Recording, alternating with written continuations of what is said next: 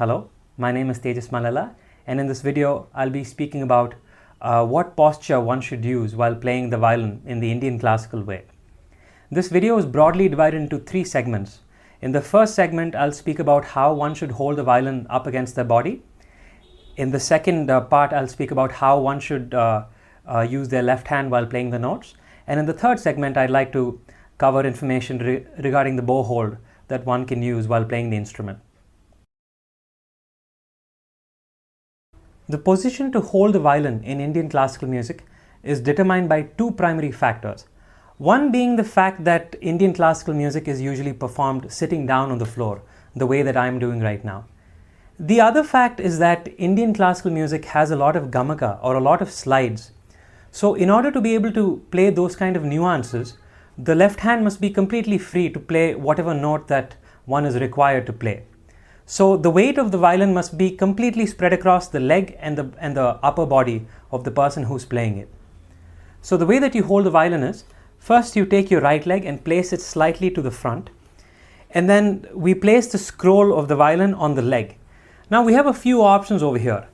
There are some artists who prefer resting the violin to the upper part of the foot, but I personally prefer having the scroll placed on the back of the foot near the heel.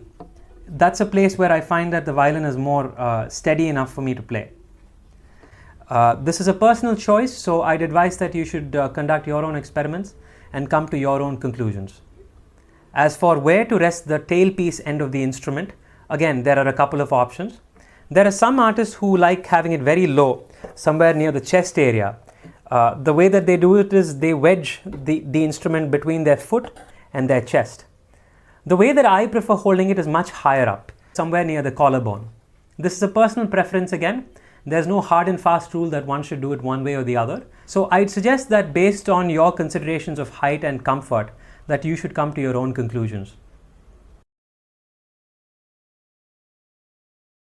Now that we have the position of the violin sorted out, we can move on to exploring options for the left hand. If you leave your left hand in a relaxed state, you can see how there's a natural curvature of sorts. The same position must be applied behind the neck of the instrument, and the thumb must slightly protrude to the front.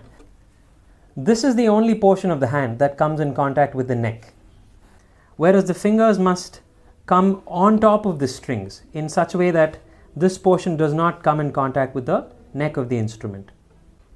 What we're trying to avoid is tension in the hand, so some things to look out for. Don't place the thumb tightly against the neck. If you're holding it in such a way, the hand tenses up. Don't hold your fingers flatly against the fingerboard. By making them flat, again, I'm increasing tension in my wrist. The other thing is, I've seen some students in the past who press the back of their palm tightly against the neck. Again, this does not allow for the gamaka motion that we're looking for. This is the kind of slide that we're looking for. So there needs to be some amount of clearance between the back of the palm and the neck. Now we shall explore how one can hold the bow without tension in their hands. When I leave my right hand limp, you can observe that there's a natural curvature that comes into it. By holding the bow in a similar way, we're ensuring that the right hand is forever relaxed. So this is how you hold the bow.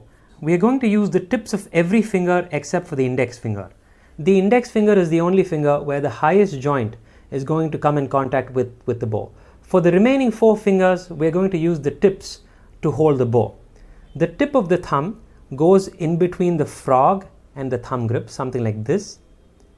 And you loop your middle finger from the other end and you just barely touch your thumb.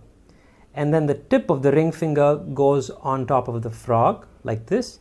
And your little finger acts as a counterbalance on the other side, on the tip over here.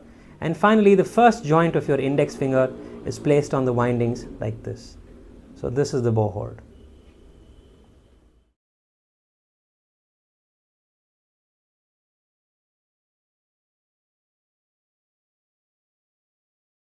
So that's how you hold the violin in the Indian classical style.